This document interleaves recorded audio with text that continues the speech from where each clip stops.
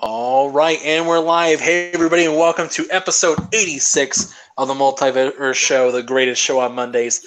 Thank you guys for joining the group here. It's an absolute blast to have you guys back in the saddle again. Guys, I'm going to start it off now. I'm going to say this loud. I'm going to say it proud. We gave you an extra week before jumping into these Black Panther spoilers. You guys have now had... But we gave you guys an extra week. We took a break last time, and I hope you guys all got to see the Black History Month show. Fame was representing out for. Yeah, buddy. It was a good show. And we really do. I appreciate you putting that out there. It was a good show. Excellent work. So we got a couple things we got to get on board with, but we got to do our intros first and foremost. And again, I will reiterate one more time. If you still haven't seen Black Panther yet and you get spoiled, that's your fault. I'm putting this at the very beginning of the episode, so I don't want to hear anybody complaining in the comments section, sending me DMs saying, you spoiled Black Panther for me. No, we're talking about Black Panther spoilers, but we are saving it towards the end of the show, so you guys can just dip out early if you don't want to hear it. So there we go. Now, first off, we got to do introductions for the panel here. First off, we have the Titan of Texas, the one true voice of the people, Fame Entertainment. T'Challa. What's going on, people? Fame Entertainment here from TICGN.com. Welcome to episode 86 of the Multiverse podcast. Multiverse show. Woo, what a throwback. Multiverse show, the greatest show on a Monday, and we'll be preaching that Black Panther gospel. T'Challa. All right. We have the Caesar of cinema himself going to be taking the wheel when we start talking about these Oscars. Mr. James Wilson. Yes, and since we're talking about spoilers, I'll just go ahead and say it. Bruce Willis is a ghost at the end. That was a turn up. So yeah, all right. I'm happy to be back. I'm annoyed we had a week off, but I'm glad we had a week off because I'm busy as all hell. All right. I'm glad you're back, dude. We're getting going back in the swing of things real quick.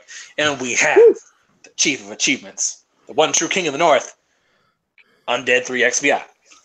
What's going on, everybody? Here I am in 1080p. Thank you to Amazon for putting webcams on sale for $20. So I'm back. It's a Monday. I'm actually awake for once, so let's get it. I'm ready to fall asleep through the Oscar talk. All right. And we have the Don of Deletion, your Italian companion, the infamous Mike Peter. All right, guys. Like James said, we were off for a week. Contrary to popular belief, we did not fade away and classify ourselves as obsolete. Instead, we are back with another great episode. Thank you for joining us, and let's get it started. And we have the newest edition of the Multiverse show, the White Wolf, the Assassin of Kings, Samuel Tolbert. Hey, everybody. Good to be back. Good to be here, officially a part of the show. Let's get things rolling. All right. And, guys, it has been a crazy last few weeks. It has been absolutely insane. I've seen some crazy stuff. Somehow, attack Jay Taylor, ships on the shoulder of Orion. No. CB. Somehow, Jay Taylor, the beard, somehow got 100,000 gamers score in a month. Damn. In February. That's insane. God almighty. Just, geez, man. It's been crazy, but I Did can't, he save especially... up literally every Telltale game on Xbox? No, apparently this is the second annual thing. This is the second annual time he's done this. Jeez. So he's done. So apparently he's used the old stuff before. So he really put in the time and effort. But wow, dude, that's insane. But yeah, go ahead. Can I just ask, as somebody who I don't care about achievements or gamer score or anything like that, why is it important? Well, I mean, okay, on Xbox, each game is worth the 1,000 gamer score. Yeah, I know. Minimum. I used to have an Xbox. I know that. Yeah. Yeah, and so, but somehow this dude completed over 100 games in 1 month. That's insane. No, We're I talking Not just we're no, I talking about played James. 100 games. We're talking I about just James meant- Taylor, right? I just meant in general. Yeah. I didn't mean like specifically this dude this month, but like fair enough. It's a respect thing, honestly. That It's is a bragging huge rights. achievement. That's Yeah. completing 100 games in a month. Just think about how many games you completed this month. Nearly 3. Nearly I 30. nearly Actually, completed 3 games, so for an I didn't actually complete 1. An interesting fun fact for everyone who wants to take a stab at what the Guinness World Record book for the most gamer score racked up in 24 hours is. Oh, What? 83,000. you didn't give us a chance to guess. 24 How? How was that I even- don't understand how that's physically possible. Even if you're doing like the easiest games out there, that's jeez. Yeah. Now, is this on the that's same insane. account? All on the same Yes, account. same account. Oh wow! I was gonna say because if you have multiple accounts, you could just play Ben Hur a bunch of times.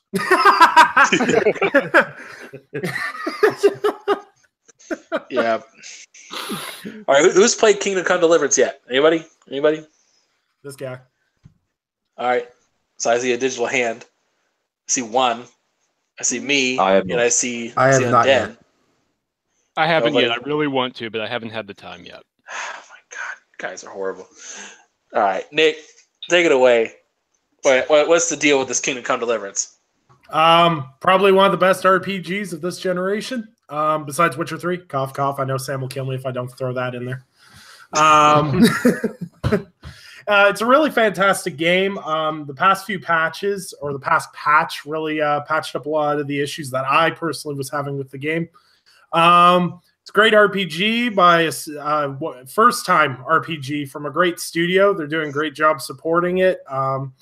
Think Skyrim without magic, dragons, everything else. I don't What know. other kind Really of else. dragons are there? Apart from magic ones. Well, you've never apparently been to Canada. I've been to Wales. Not the same. There's a dragon on the flag. Still doesn't count. What do we need to be afraid of in Canada? Ooh, rogue maple leafs.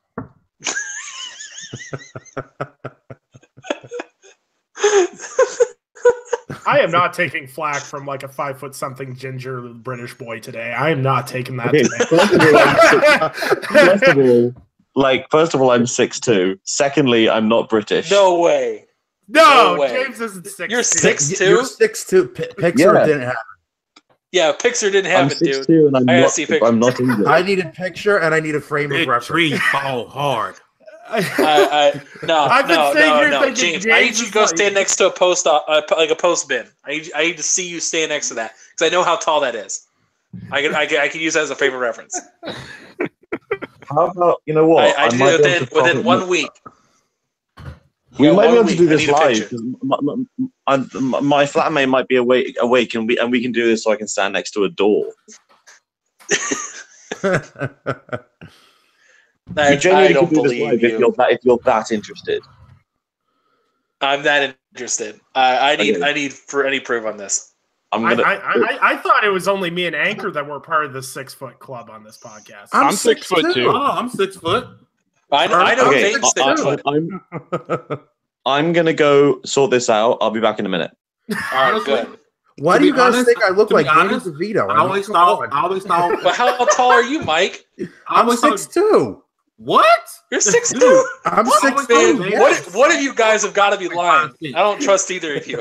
I thought Mike was like 5'6", honestly. Guys think I'm like I thought Danny Mike was DeVito. 5'11". Yeah. yeah, I thought you were Danny DeVito, bro. Like, for real.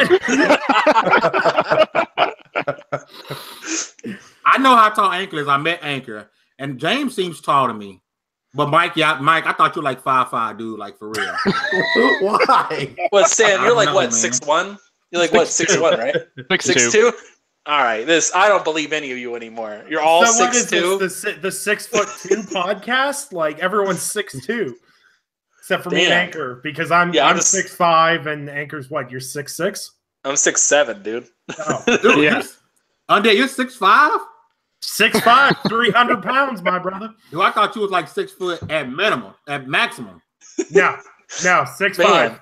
So am I the shortest? Is this like a new rule? At 6 foot? Is this a new rule? No one's allowed under 6 foot? Must be this tall to enter. All right, wait. We got James. We got James. Podcast. One sec. We got to get James on here. He's broadcast of the world. Okay, hello. So this is my door. This is how close I am to the top of the door frame. Can you Nice, see 6 foot. Man, that is a small feet. door. How do we know that's not a Hobbit door? I shouldn't have done. Man, I would have slammed my head in that door. Sorry? What was that? I would have to crouch to get under that door. This I have to is like that must be a Hobbit home. I'm gonna pull a Gandalf if I came to your house. No. I'm Australian, not from New Zealand. Wait a minute, you're Australian? My life was a lie. My life was British this entire time. My life was like a complete lie, dude. So everybody I thought was short is tall. James is not actually British. Anyone else? Anyone else got something they just want to expose while we're at it? Man, I've never actually played a video game. I've just been lying really well this whole time. Oh, settle down. yeah, for 2 years of lying. Plot twist: Mike really is Danny DeVito. And they really did stuff me inside a couch. Oh god.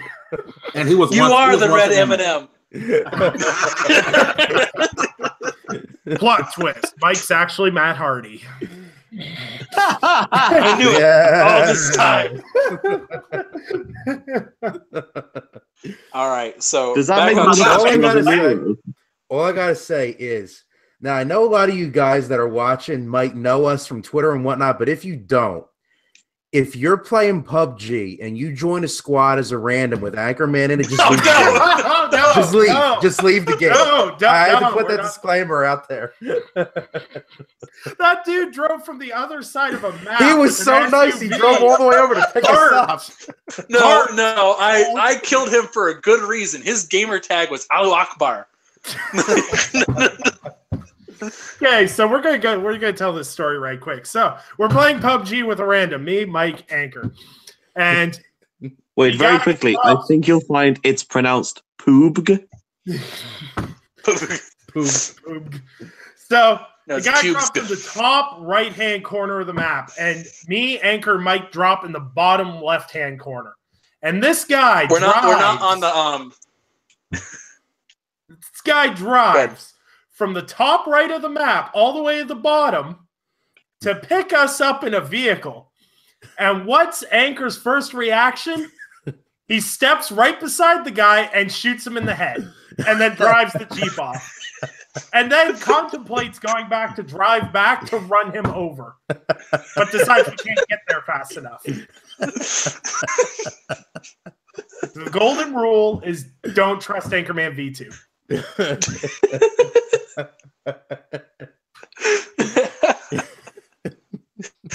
oh my god, that was hilarious too. Oh, I was in Oh, tears. my God. Legit. I was in tears. The guy messaged me too, like 2 hours later, and he was like, "I've never felt so betrayed." I'm like, I bet. Yeah, I'm a bastard. So, yeah. So I think we need to get in some topics.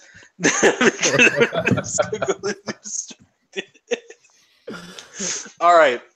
First up on the agenda, we have a couple little things we do need to discuss. The Oscars were last night, so this frankly falls upon the Caesar of cinema himself, Mr. James Wilson. Any notable wins from last night? Well, the only really notable one was Get Out, winning best original screenplay. Notable for the fact that I can't remember the last time a film that came out last Oscars was winning in this Oscars. That doesn't happen. Like a film stays relevant for an entire year. That's awesome.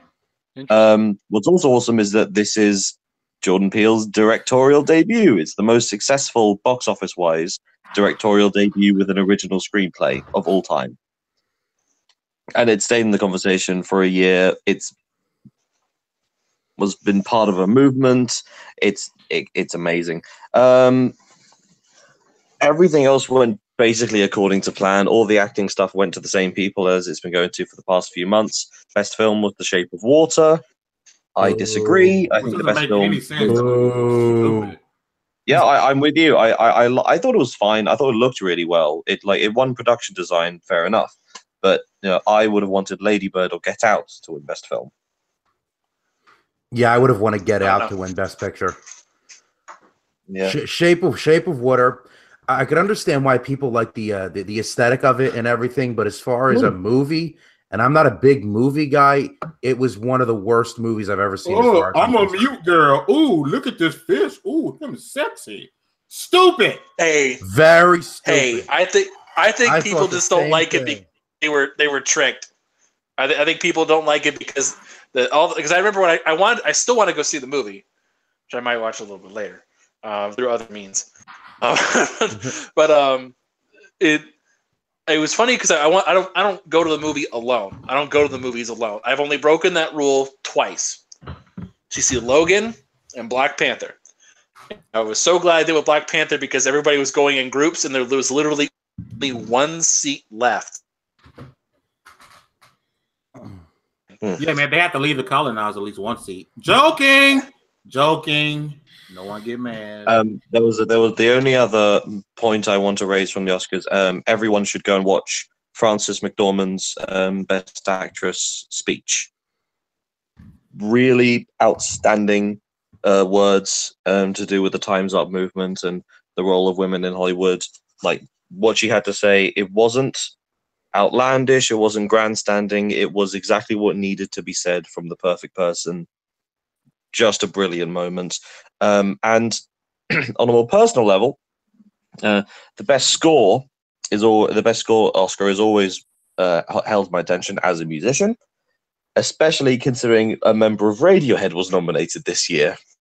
Johnny Greenwood, the guitarist of Radiohead, he's done I think 10 or 11 films, and this is his first Oscar nomination, and he lost, and I'm very annoyed.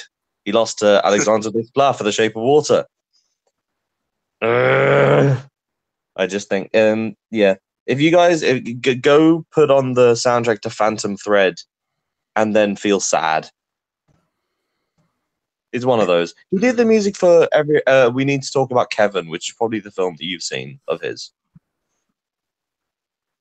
No? I haven't seen it. I don't know. I've heard about it. I've never actually seen it, but I've heard What about I'm just going to run through them. There Will Be Blood. Yes, I have seen. That was with Daniel Day-Lewis, right? Yeah. Yes, I have seen that. Yeah, he did the music for that. That was his first film, his first ever music score. It was brilliant. So yes, I wish Johnny Greenwood had won. Apart from that, the Oscars went off without a hitch. Jimmy Kimmel was a solid host again. They got Faye Dunaway and what's his chops? The guy from last year, the old guy, Warren Beatty. They got them to announce the best film again. This time it went well. There were less jokes about that than I thought.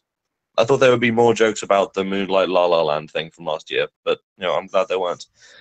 Apart from that, basically, I'm done with the Oscars. I don't mean I'm done with the Oscars. I very much like watching them and enjoy the pageantry. But I think everyone also you should probably check out the Film Independent Spirit Awards. Only the opening monologue, because it's John Mulaney and Nick Kroll, two American comedians who are really funny. And it's a bit like a roast of all the nominated films, which they need. Everyone like lavishes praise on them, and no one goes, they're a bit silly, and here's why. Okay, I promise I'm done with films until we talk about Black Panther. Yep, until we talk about Black Panther. All right, so we're gonna do. Oh, actually, Yeah. If you before we go on to a new topic, is the next topic going to be what have we been playing this week? Because I've got a big one for you. Nope. All right, well, we'll let you go. That we already kind of did this segment, but okay, go. Titanfall 2.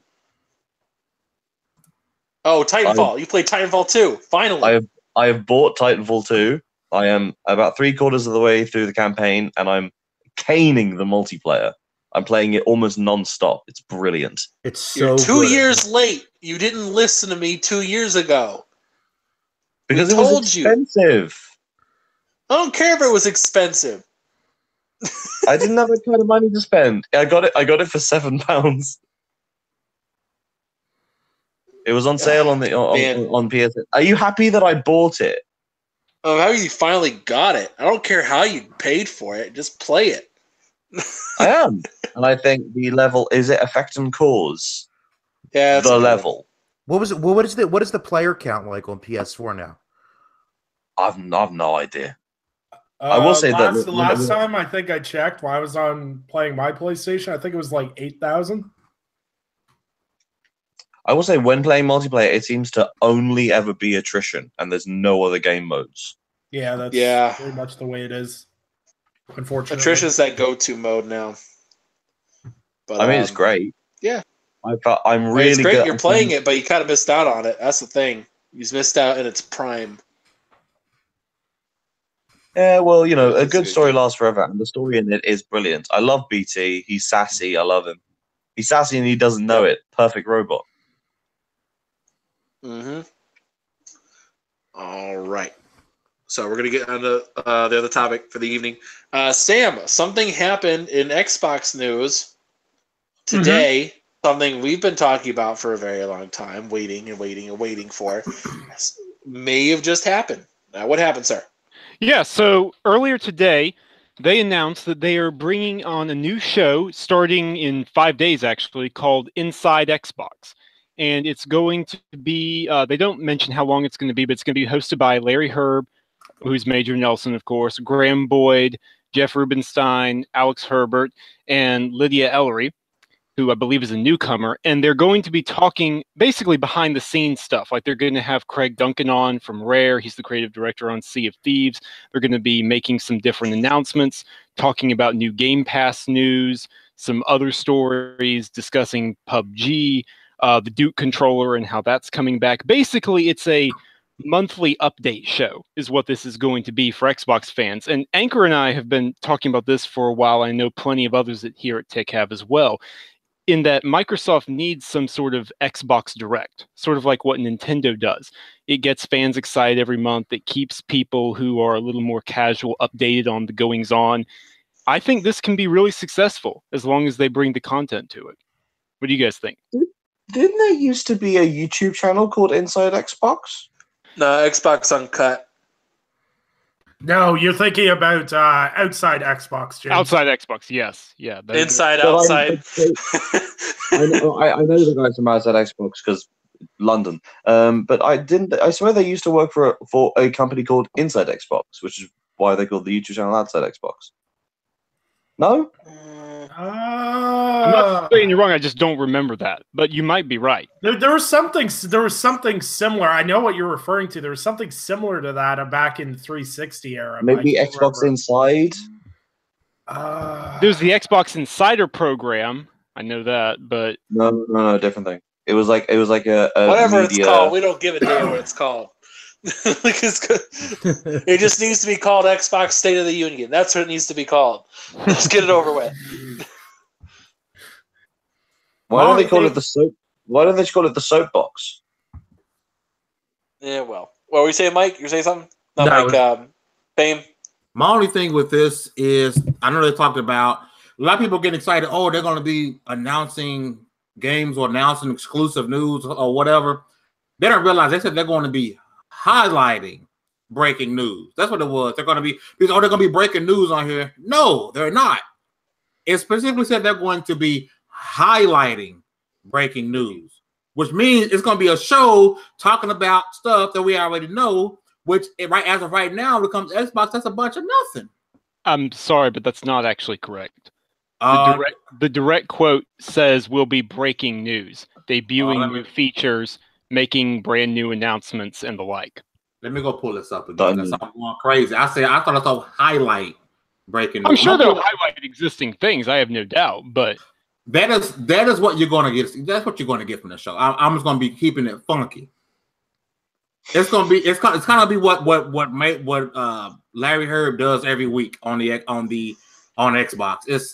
It's not everyone got their hopes up. It's not going to be what everybody think it is. I'm telling you, they're going to be talking about a bunch of multi-plat stuff that we already know. They're going to have a big E3 show after E3. Yeah, you're going to get some behind-the-scenes stuff, talking to different developers and how games are made. But if y'all expecting to see breaking news about them announcing games, this ain't no Nintendo Direct. It's not happening. I want it to happen. Yeah, but here's not every Nintendo Direct is big either, though. That's the ebb and flow of how things work. Sometimes there's going to be more news. Sometimes there's not going to be. Yeah, but regardless, I think we should give it a chance. Here's the thing, though. Like, if it's going to be the same type of thing as Inside Xbox, this week in Xbox, I should say, then why even create this new Inside Xbox show to begin with? It was just going to be more of the same thing. Well, the difference between this and that is the behind the scenes stuff. Hey, we're going to show you what it took to go and make Sea of Thieves. It'll be stuff like that. That's what you're going to get. I'm telling you, that's what you're going to get. I'm not sure about the fame. The only reason why is that this is March, and Microsoft traditionally drops bombs in March, and it may not always be Xbox stuff, but they normally go hard in March. Like I know Sam and I have been tracking this for quite a long time. Like it basically all the bad news comes out in January for Microsoft, which was pretty clean this year. There was nothing. It was fantastic. That's nice. Yeah. And so, but normally they go out and they announce things hard in March. For example, they only have GDC around this time of year. They normally announce some stuff like HoloLens and they announced something else last year. What was it? What was the other thing on there? I can't remember at the moment. It'll come to me a little bit later. But they normally work pretty hard to make March decent. And so I think basically with a Games Pass thing, Games Pass being as big as it is now and hoping to grow, they need something like this to highlight like stuff every quarter or something like that. Game Pass. Like you do a show now, you do a show in you do E3 as your show, and then you do a show in fall, you do a show in the winter, and you're done. Last year, they debuted Game Pass really early in March. Yep, that's true. So, I mean, hey, they drop stuff. How's Game Pass going? I have no idea. It's pretty good so far. I mean, I've been messing around with it. I know Mike and I can game share. Yeah, I've been messing around with it too. The selection seems like it's pretty good. There's a nice mix of newer games, Xbox One games, and backwards compatible games. They even got some OG Xbox games on there. So it seems like a pretty good, diverse selection of games on there. Okay, not to be the dead horse, and if I'm just skimming this and not seeing stuff, you let me know. But I'm on the news.xbox.com when they announced this news, right? And literally the second paragraph, they said, Inside Xbox is many things, a premier live show news broadcast that will highlight breaking announcements. That will highlight breaking announcements. That's not the same as breaking announcements. I'm just saying that's not the same. And this is but highlighting breaking announcements could mean the same thing as they dropped letters to Kotaku and IGN, and they all break the news at the same time. And that day, they go on the show and they talk about it. Like I said, if what I get from this by them saying they will highlight breaking announcements is when stuff drop, they're gonna talk about it heavy. But I don't see this as being all right. Here come the show. They finna break some news. No, it's not gonna be already broken, and they're gonna talk about it, go in depth with it. But the way this reads, we're gonna highlight breaking announcements means they're gonna talk in depth about stuff that's breaking. Yeah, but people wanted to see Microsoft show initiative. This is them showing initiative, right? And Sorry, go ahead, Nick. Go ahead. Like people sit there and they go, oh, well, they don't have PSX, so they're not trying to compete. Oh, they only show up to Gamescom. They're not trying to compete. Oh, they don't do this. They don't do that. They're starting to do something else. We don't know what it is yet. We won't know until it comes out. Like, obviously, in March, with a March 10th date, they're obviously going to be highlighting Sea of Thieves because that's the main thing they're pushing right now. But, you know, what could bring in April? What could be going forward? It's good to see something that can develop. Now, I'm not saying it's a bad thing. What I'm saying is people need to temper their expectations. If they expect when this thing to drop, they're gonna be breaking news whenever they need to. What I'm saying is, and I clearly said that people need to temper their expectations. Because if you're expecting for this show to be breaking news consistent, it's not going to happen. They may break a couple of small things here and there, but the moment I thought that would be highlighting breaking news, I'm not saying that's a bad thing. Now, once I said it was a bad thing, what I'm saying, people need to temper their expectation. But you know what I think they might mean by that, though? I think what they might mean by that terminology is they'll drop the news, and everyone's gonna be confused, like scrambling, and they'll say, like, "Okay, we're gonna give you the deep breakdown of this." Exactly, that's what I just said. But Anchor said, and you're making it sound like it was announced like a week ago. I'm talking about maybe that morning. If you go into YouTube right now and rewind the podcast. What I literally just said was, something's going to happen, and then they're going to expand on it. They're going to go deeper into what the announcement was. I never said it's going to be a week ago. I never said that. Rewind and listen to me, sir. What I'm telling y'all is temper your expectations. This is the biggest issue when it comes to Xbox's entire gen. We all get excited and happy about something, and then we get punched in the mouth over and over and over again. What I'm saying is, the moment I saw highlight, I want people to realize you to temper your expectations. Yeah, but no one's out there saying that they're going to drop bombs. Like, no one's out. I haven't seen a single person on social media saying they're dropping bombs on this show. Nobody expects that. Nintendo doesn't even drop bombs in Nintendo Direct. Now, if we go back to what I said, if we go back to what I said, well, the reason I brought this up, and then I think it was Sam who said, no, this is going to be breaking news. To me, when you breaking news, you dropping stuff. Highlighting breaking news is different. That's my whole point. I not once say, oh, they're going to be dropping bombs. I never said nobody said that. I never did. That's, again, y'all are making assumptions. What I'm saying was to kind of wrap what Sam said about them breaking news. No, they're going to be highlighting breaking news, which is something different. Unless they're already planning on people leaking everything. Like they always do. Every time there's an Xbox event, there's always a leak. And it's always spoiled. I need Undead to come on 2XP so we can debate, sir. You have been summoned, my guy. You have been summoned. Just send me the link.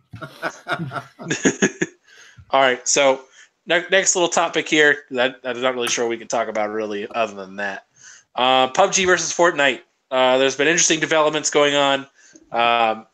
If you haven't noticed, Fortnite is kind of taking the popularity contest right now. Supposedly, they have overtaken the concurrent players record that was set by PUBG. Although I'm not sure if that's just on PC or that's every platform included. It's all platforms. No, it's just Steam. It's just Steam? Just Steam. Just Steam. Gotcha. Okay. Yeah, so apparently they have overtaken the popularity train, which brings up the question, something I don't think any of us were really expecting, is Fortnite now a threat to PUBG? Is it kind of a, well, the rephrasing of the question a little bit. Now, is Bluehole justified in their concern about Epic basically ripping off their idea? You know, I said this a while back, and I said it again on Twitter. If Fortnite wasn't free to play and multiplayer, it wouldn't be as big as it is. But with that being said, it is big, and it is a competition to PUBG. But if PUBG was free to play and on PS4, it just wouldn't be a conversation. Facts. Yeah, I completely agree. Look, I'm going to straight up say this right now. If PUBG was available on all platforms and the same as Fortnite, if it was available on all the same platforms, no one would care about the player count. Period. End of story. Nobody cares in any other game. Do you see people arguing about concurrent player base for Call of Duty? No, nobody cares. Battlefield? Nope, nobody cares. Because it's on Xbox only right now. Is this an issue? There's a section of people on social media that want PUBG to die on Xbox and PC because they want their preferred console to win. That's the only reason this is even talked about right now. A free-to-play game has more players online than a paid game. Huh, really? I'm surprised. And it was the same thing when we were talking about concurrent players with a game like Lawbreakers, and there was a sect of people on social media that wanted that game to die because it wasn't on their platform of choice. So it's the same type of thing. People are weird. Like, let's face it, the people that are playing Doom and Gloom with PUBG right now, they're like, oh, Fortnite overtook the record. PUBG still has 2.3 million concurrent players on PC. That is not a dead game. Lawbreakers is a dead game. There was 2 people online yesterday for that game. That's a dead game. PUBG is not a dead game. If you consider 2.3 million concurrent players a dying game, hell, COD's dead. Because COD doesn't even hit those numbers anymore. Yeah. Pretty much. Sorry, I've had to deal with this whole thing in my feed all day, and I've been sitting there going, I'm not going to tweet about it. I'm not going to tweet it out. It's dumb. Yeah. It is really dumb. And the dumbest piece I read today was on Forbes, where it was like, Fortnite killed PUBG. Killed. What? Not killing, killed. Really? While you're riled up, Nick, let me ask you a question. Sure. How's Bloodborne going? Oh, God. Why would you... No.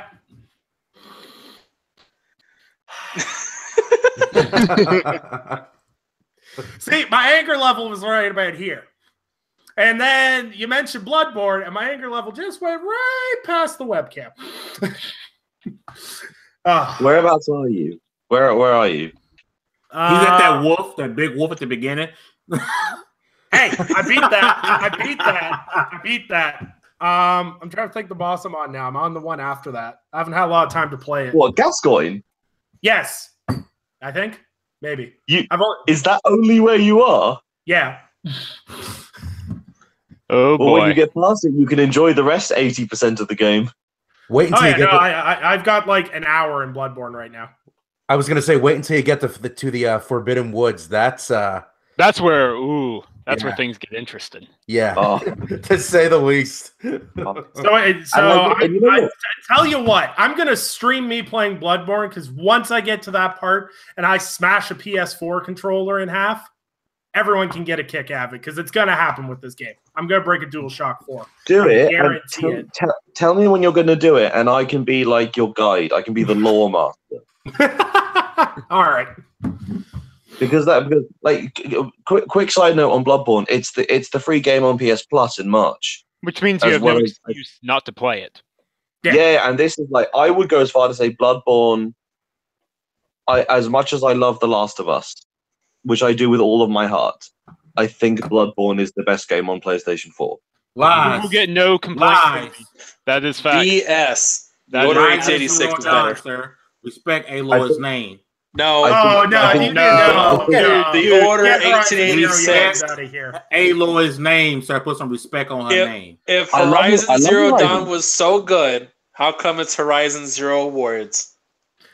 It also sold almost 8 million copies, sir. How much did the Order 1886 sell, sir? Dude, you think I care? Call of Duty sells a lot of copies. Doesn't make it good. Better than the Order. I'm coming at you, Mike. I see you playing Call of Duty World War II. I am saying from a game design level. Not only the game design, but you're right about that, but also the lore perspective, what it does, the twist, the way the marketing handled the build up to that game. You can play that game and you can accidentally miss out on about 40% of it. because you just don't. If you Actually, don't know more where like you're 50, going, actually. You can miss a ton of content. the first time I played through that game, I didn't even know what Canehurst was. Yeah. No, I did. So then, second time I played through, I started reading the item descriptions, and then I discovered this entire other game in the game. It's mental, and I just think, oh man, it's but weirdly enough, it's my game to calm me down. I am the exact same way. I know Which exactly makes what you're no talking about. sense because it's not that kind of game, but it's just the running around and like getting the loops and you're finding your way through the city of Yharnam. Oh, what a game! Nick, you don't know how good. You have to break through the pain barrier to get to how good this game is. Let me tell you, I had to break through the pain barrier because I can only play that when my kids are sleeping because there are words that come out of my mouth that my children should never hear. If you need someone to hit you up in co-op, let me know. I'd be happy.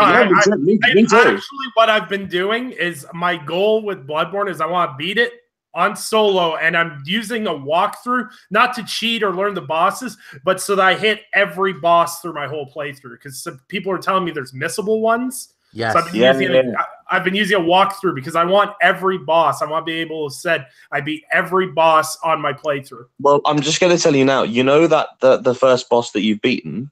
Yeah. You know he's optional.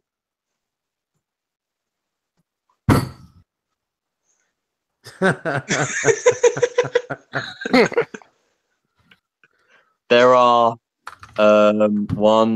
there are only about 6 compulsory bosses in the game, and there's about 14 bosses. Not counting the DLC, of course. No, not counting the DLC.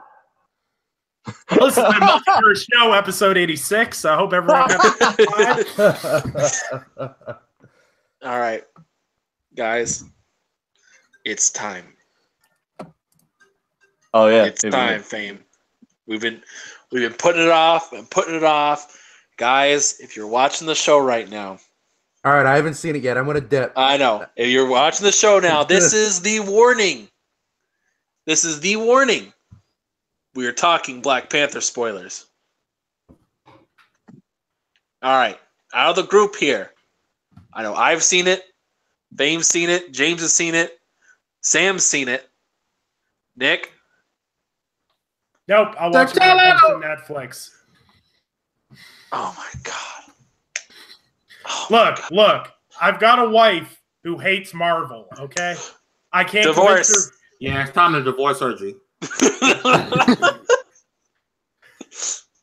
I don't care how much she likes Fallout. I've got 2 kids. My ability to go see a movie by myself is like 0. So until it hits Blu-ray, I won't be seeing it. But on the same time, I had a wonderful friend of mine on Facebook who thought I had seen it, and he dropped me about a 3-page spoiler page on everything. So I'm pretty much already spoiled. So carry on. Oh, beautiful. All right. All right. I don't even know how we approach this. Just do we start chronologically, or we just go right into it? Let's dive right in, sir. We already gave our impressions, so it's time to. We already gave our impressions. So everybody, if you want to see that, just go see the last episode of Multiverse Show. We'd be pretty fair with no spoilers. Now here come the spoilers, bros. All right. I think the sand, after you do the ritual to gain the Panther, after drinking the Panther juice, either the sand or the vibranium itself is actually a part of the soul gem. Because that whole soul gem, in order for them to commune, they have to be immersed in the sand in order to get it. But then you have the argument. Oh well, actually, whenever he was done in the snow instead, like that's the. Like, it doesn't matter, but I think you could actually argue that, well, T'Challa already has a connection with because he's taken the Panther juice so many times now. Like, this is not the first time. In the movie, he takes it down because he had taken it at the beginning in Civil War. He had taken it before then. Mm-hmm. And then they took it away the first time for the challenge. And then he got it back. And then they took it away again. and they took it back again. So he's done it. He's done it 3 times now. So he has a connection with the soul world. So I would argue he doesn't need it. But at the same time, I'm not entirely sure if it's the plant itself or like something in that garden or it's the sand. But it's something. It's something related to that. Now that in the everything is burnt down, I mean, going forward, you have to almost assume that it's something else.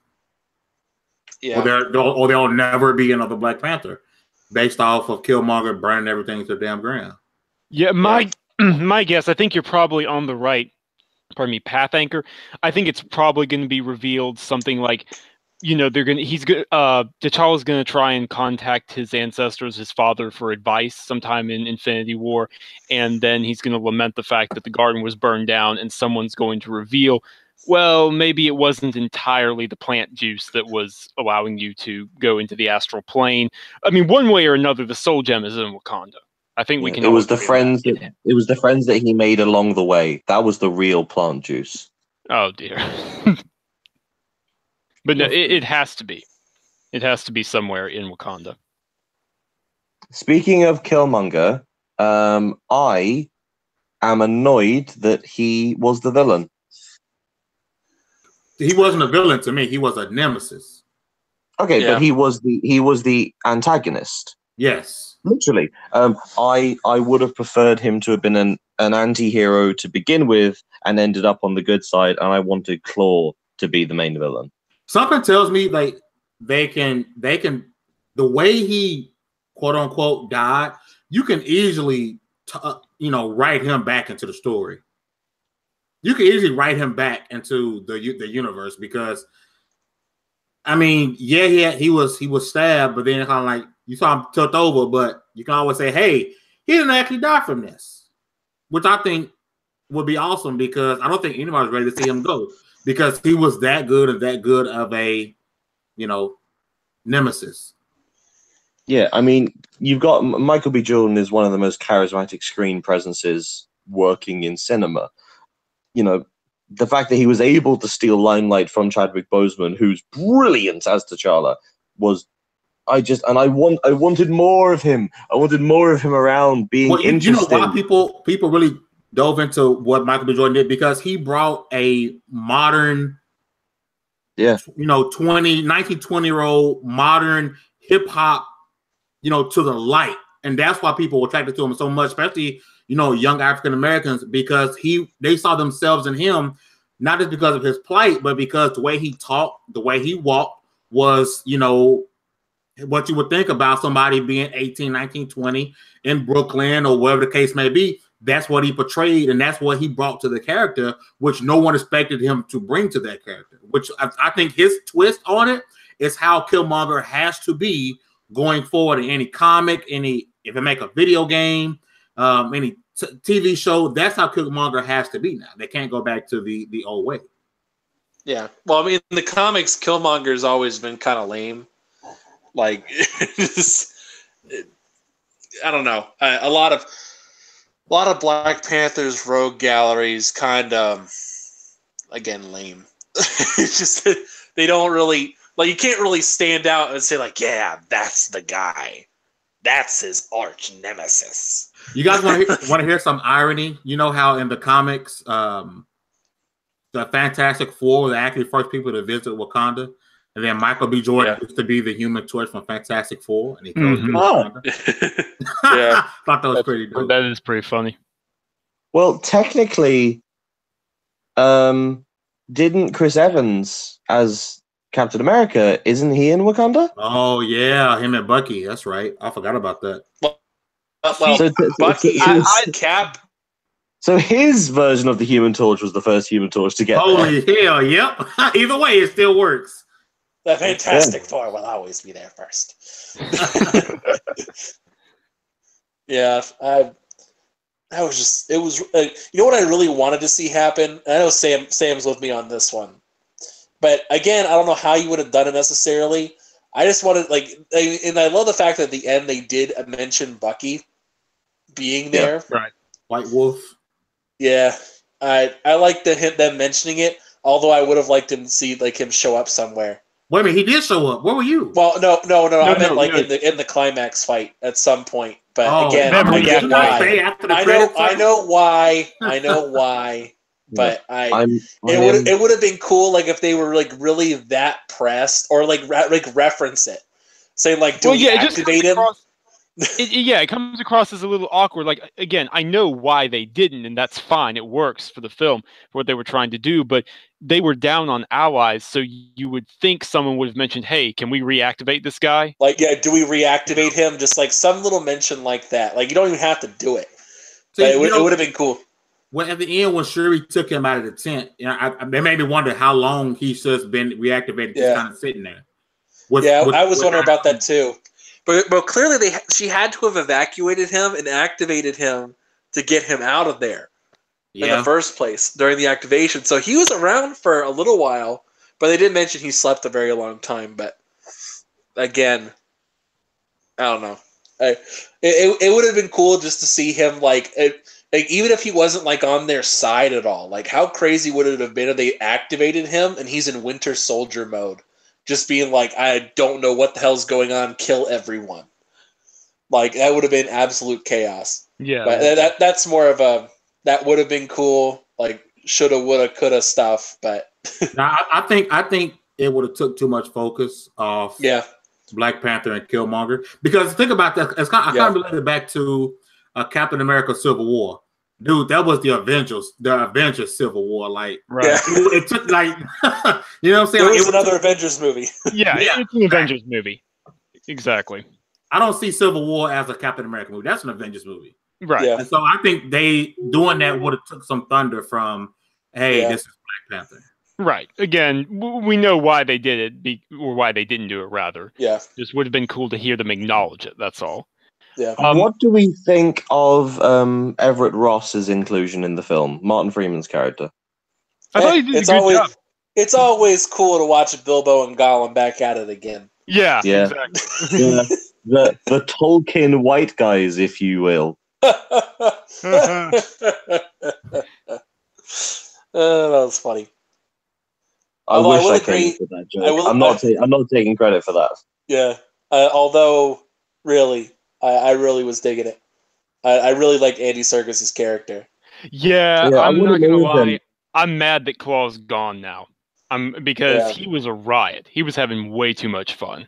I wanted him to be. I wanted him to be the main villain and then get away at the end. Nah. Yeah. Well, maybe I didn't want to be the main villain. I wanted him just to like be kind of like this side guy who just kind of shows up again and then gets away. He's just bizarre. Right. Yeah, because all he cares about is money. He has no vendetta on anybody. He's just like, money. Let's go for it. Right. Like as long as there's money involved, I'm in. Because I secretly want there to be like a Masters of Evil thing. Like, okay, for those of you that don't know, Masters of Evil is basically like a joke organization for supervillains. Like, it's not like a super serious thing, honestly. Like, okay, here's an example. They had Ultron on there, but before Ultron became a badass, they had Whirlwind, Executioner, Radioactive Man. They've had quite a few. Claw's been on there before. Hold up. I think you'll find Radioactive Man is a superhero in The Simpsons. Yes, it is. But Radioactive Man was actually in Marvel first. I don't believe you. You don't believe me? I've never I don't believe you. You never heard of Radioactive Man? In The Simpsons? In The Simpsons? No. Watch out, Radioactive Man. Guy. Are you sure, Anchor? I'm dead certain. Go Google it right now. Radioactive Man Marvel. Shenanigans. His name is Chen Lu from Earth 616. Yep, it's a legit he's thing. from I China. just Googled it. He showed up in 1963. 1963. Oh, okay. That is the perfect time to be a Radioactive Man. Yeah. There's a lot of weird characters like this. But yeah, it's the Masters of Evil have always been kind of like almost like a joke squad. Like they normally don't. They're not the serious group of villains you worry about. They need to be in groups for them to be a problem. Like, but even then, like I still want to see that in like the beginning of an Avengers movie. Like, we got Claw, we got a couple other random guys who have kind of slipped by, like Batroc the Leaper, or just like this random little people. It's like, we got them, whatever, it's over. Can I ask you guys a quick question? You seeing how we all know Infinity War Part 1 got pushed up a week, so it's coming closer sooner than we thought. I want to ask you guys, how many of the heroes would die in Part 1? 2. I think 2. Yeah, I'm thinking about 3 maybe. 2. Okay, 2 or 3. Something in that ballpark. Who it'll be? Who? The reason I think I know who it's going to be. Who you got? Tony Stark. He's dead. Yep, dead meat. Dead man walking. I'm thinking Cap, actually. Nah, they're not gonna. I mean, they all come back. I mean, we know they're all gonna use the time stone and bring everybody back, of course. But at some point, Cap got to die. I feel like they've been setting up Bucky to replace him. I don't know. I feel like this is. If you look at who's getting the most marketing, it's Iron Man again. I'm telling you, man, it's going to be death after death after death. All right, Part 1 is done. Part 2, we got the time stone back. And everybody. Well, they'll do the reality stone. Reality stone will do it. They'll bring it back from death. Did the time stone turn into the Ocarina of Time? Yes, it did. Exactly. That's exactly how it sounds too. I got that straight from Marvel. Yeah, I think we're going to see a massive amount of deaths in Part 1, and then they're all going to come back in Part 2. I don't think it's going to be massive, but I think Part 2 everybody's going down. I think like Part 1. Okay, because here's what. Okay, in the Infinity Gauntlet line in the comics, what happens is there's the Infinity Gauntlet story arc. And basically, it shows Thanos going and getting the Infinity Stones, which is not going to happen in this one. Because those are like, I'm going to the Guardians of the Universe and taking everything like one by one, breaking down their powers and all that kind of stuff. It shows him being a smart badass. But then on the other side, what they do is that they have Adam Warlock comes and... Basically, he comes to Earth and sacrifices half the population. Like he just says, to serve Mistress Death. Yeah, half everyone's dead now. Bye. It just kills half the population like that. Like snap of his fingers, they're dead. And so there's a ragtag group of superheroes who come back, and it's Cap and a handful of other guys. And so I mean And they're just basically trying to stall for as long as possible. It takes a while, but I think Cap will kind of have to rally the troops, but they put him in a position where he's kind of ousted now, and this will be Tony making a futile gesture, trying to save everyone, and he dies. In like a hero's death, completing his arc, and then Cap will have to kind of bring the troops back together, despite all the problems and the differences. Dude, they're all gonna survive this. I'm just saying. They're not all gonna survive. They're gonna kill off major people. Robert Downey Jr. is dead forever. He's not coming back to the MCU. I'm also gonna go. A pretty obvious pick is Vision. He has to go.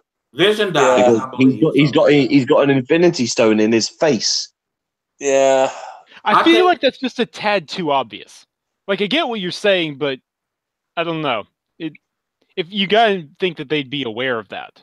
Isn't there a shot in the trailer of Vision being like tortured by Thanos? That doesn't mean he doesn't. He doesn't need that stone to survive. You know that, right? He doesn't need it. You know I don't. Yeah, well, he doesn't need it. I think he's going to have it taken from him, for sure. Yes, it's going to be taken. He's going to be... And are you really thinking permadeath? Oh, yeah. Robert Downey Jr. is permadead. Like, he ain't coming back. No, I mean, but that doesn't mean they kill off Iron Man, necessarily. They can just... No, they'll kill off Iron Man. They're not recasting. I don't know. Who do you recast to replace Robert Downey Jr.? You don't have to. The man, listen. The man could just quit. Like in the comics, he's done now. He's alive. He's just done. And Riri right now is Iron Man, and Tony Stark is her mentor. No, he's not dead. That's not how it is anymore, dude. That was last year. Wait a minute, what I miss? You missed a lot, dude. Tony was in a coma. That's the only reason he was mentoring her, and that was his AI version of himself, helping her out. When did he woke up from a coma? He's back. Tony Stark's back, dude. Well, talk to my point that he ain't dead, so they don't have to kill him off. No, but the problem is they're not going to keep paying Robert Downey Jr. like this. No, they don't have to. But what I'm saying is you don't have to kill off the character to end his storyline. He can. Hey, technically, Paul Walker just stopped racing, but they didn't kill him off. I'm just saying. I don't know what they're going to do. I thought of another certain death. Hawkeye. Yeah.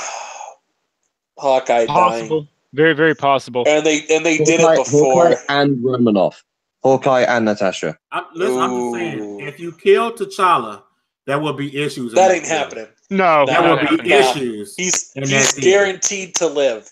Because we need a Black Panther too. Another one might There's a sequel coming. He's guaranteed to live. Another one who might be on the chopping block is Drax, especially Nebula. Yeah. Given their personal connection, both of them can go.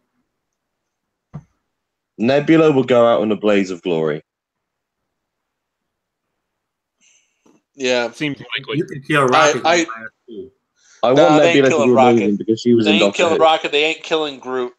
Like they also won't kill Gamora because they've already confirmed that she's going to be in Guardians of the Galaxy 3.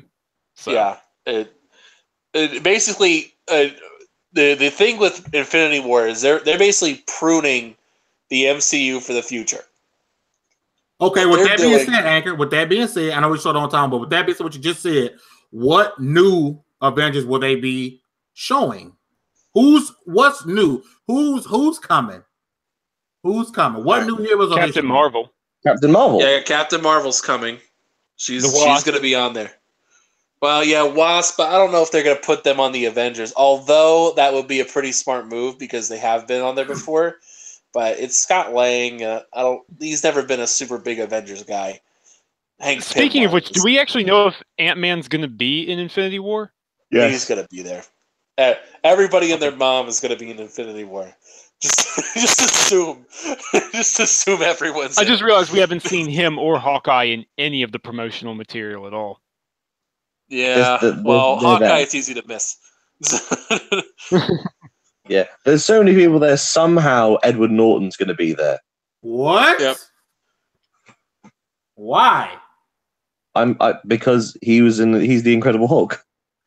Edward Norton. Why would he be? Yeah, because he was an Incredible Hulk. The Incredible Hulk. What does it have to do with him being inside of this? Because the Incredible Hulk is in the Marvel Cinematic Universe. No, it's Mark Ruffalo. It's a joke about the recasting. That's the thing. It's just a joke. I'm behind. I was like, really, y'all are stupid. Is it weird that the Incredible Hulk is the film that actually confirmed that the MCU exists? Yep. It's crazy. I remember seeing it in the theater, freaking out seeing Robert Downey Jr. I was like, what? It's crazy. The worst part about it is I didn't even see the Nick Fury ending thing. Me neither. No one did. Because wait a minute, no, because at the movie theater, I remember I went to go see it before my AP exams in high school. And I remember we went there, we watched the movie, said, "Oh, that's dope," and then we didn't stay for the credits because why would you? Because it was like 11:30 at night. We were like, we're out of here. Hey, did I dream this? Well, wasn't Wolverine inside one of these after credits too? You're dreaming. Yeah, you dreamed that. Hugh Jackman. You dreamed that in a bar. That was in First Class. Oh, that was First Class. But it was the same general that he blew off. Yeah, he blew him off. Yeah, that was a first class. From the Incredible Hulk. Yeah. No. In first class, he blew off McAvoy and that's that's the thing with that. I'm mixing stuff up then. My bad. Yeah, you're just making stuff up. All right. I'm mixing stuff up. All right. So, anything else you guys want to talk about before we head out? I want Angela Bassett to be my mum at some point. All right. By Black Everyone's got their thing. Storm. I mean, okay. So while we're in fantasy land, Kate Upton, call me. I'm kidding, but like, I'm just saying Angela Bassett's really good. She's awesome. Yeah, that's all I was saying. I'm telling you, by Black Panther 3, I want to see Storm. Nah, no, you can't. Why not? Because different studios. Nah, didn't Fox just get back to X-Men? I mean, didn't Marvel just get back to X-Men? Not yet. They did, but it's taking time. Hey man, it can be 2 seconds at the end of the trailer. I just want to see him and Storm together. That's all I'm asking. Not even that. Just some white-haired lady. That's it. Yeah, that's all you have to do. And we can assume that it's Storm. We can make assumptions. We don't care. And do it from behind. So all you see is her white hair. You don't even see her face. And then ends with a lightning strike. I've always liked that's all you gotta do. And in reality, it's Robert Downey Jr. Crazy overpowered. It was. I could see that as a blooper. Like, turns around as Robert Downey Jr.'s face.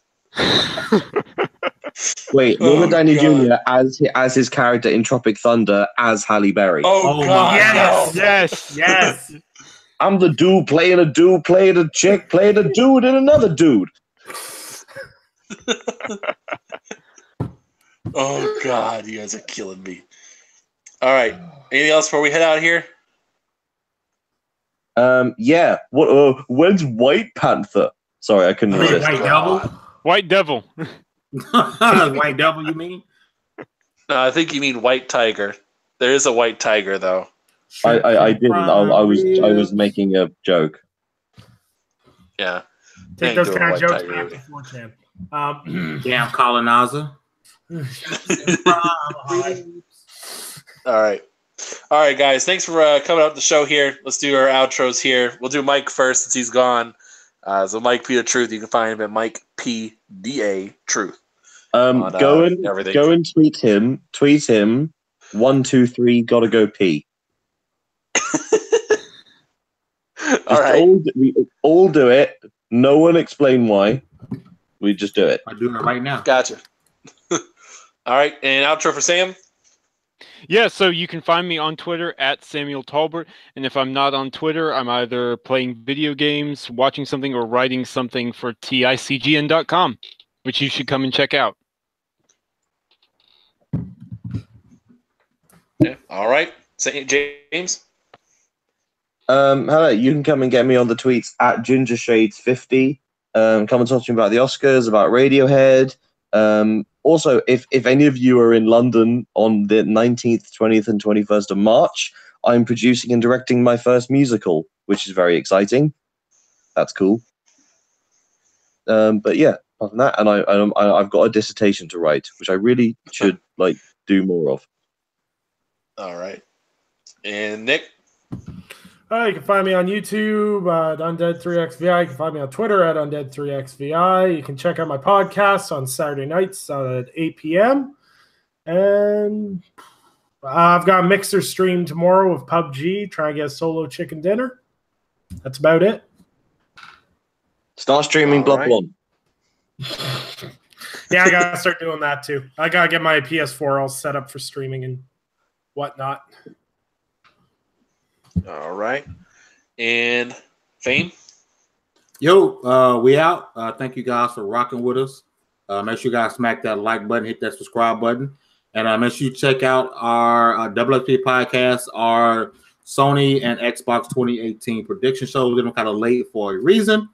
Those will be on the Tick Network channel here fairly soon. I'll edit it and clean so y'all don't have to hear the F-bombs. All right. and Anchorman V2. Thank you guys for showing up to the Multiverse Show episode 86. I appreciate you guys for turning out as you do every year or every night or whatever we do this show. Every year. Whatever. Every year, See y'all every night, next year. You got two of them wrong. Prime ribs. All right, guys. And remember, And everyone who's in the chat, go tweet Mike. 1, 2, 3, gotta go pee. I did it. Jeez, you guys are killing me. All right, guys. See you guys later. The greatest show on Mondays. We out.